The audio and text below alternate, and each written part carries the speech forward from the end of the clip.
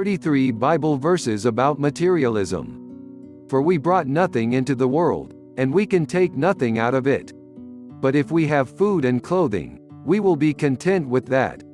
1 Timothy chapter 6 verses 7 to 8. Whoever loves money never has enough. Whoever loves wealth is never satisfied with their income. This too is meaningless. Ecclesiastes chapter 5 verse 10. Do not store up for yourselves treasures on earth, where moths and vermin destroy, and where thieves break in and steal. But store up for yourselves treasures in heaven, where moths and vermin do not destroy, and where thieves do not break in and steal. Matthew chapter 6 verses 19 to 20.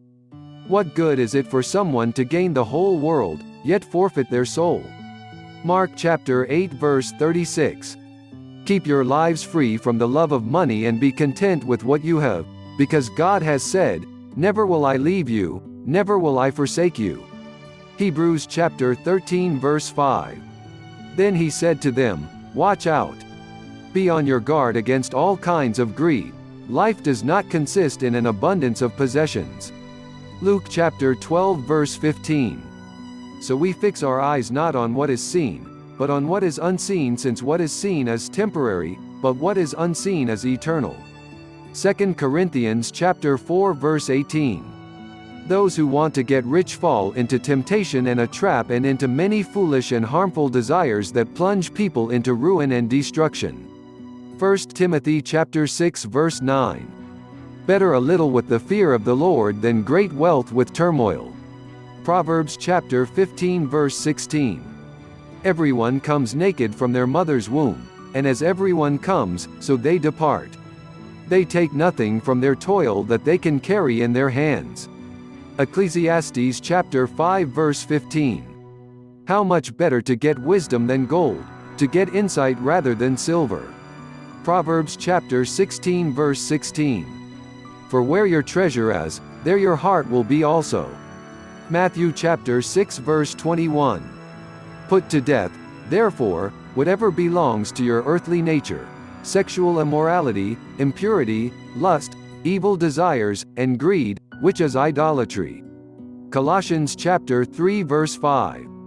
Command those who are rich in this present world not to be arrogant, nor to put their hope in wealth, which is so uncertain, but to put their hope in God, who richly provides us with everything for our enjoyment.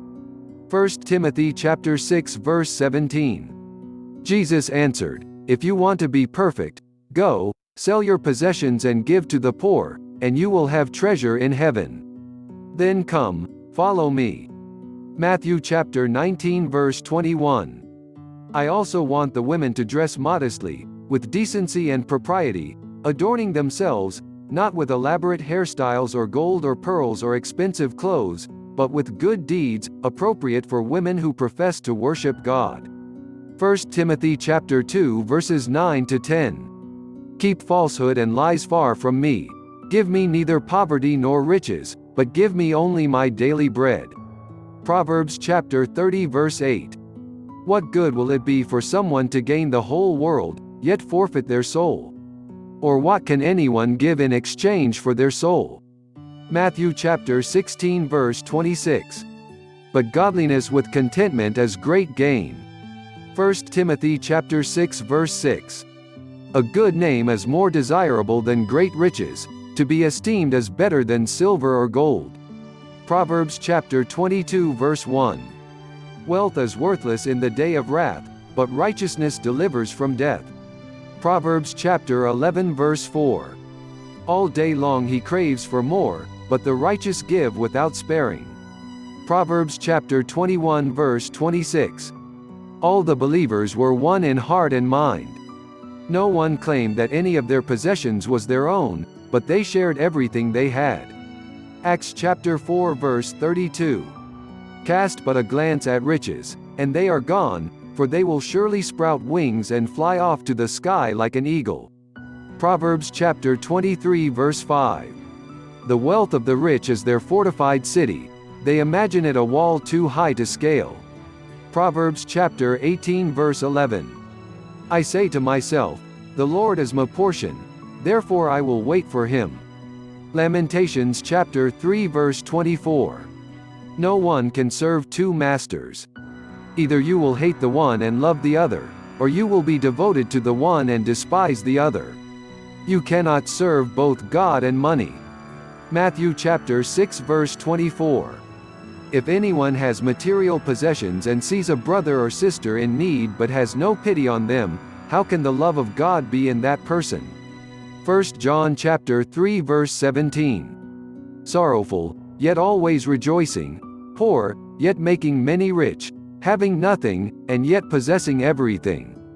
2 Corinthians chapter 6 verse 10. As goods increase, so do those who consume them. And what benefit are they to the owners except to feast their eyes on them? Ecclesiastes chapter 5 verse 11.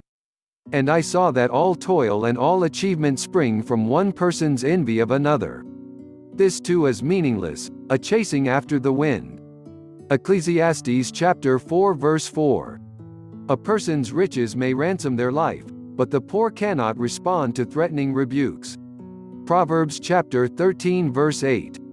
You shall not covet your neighbor's house.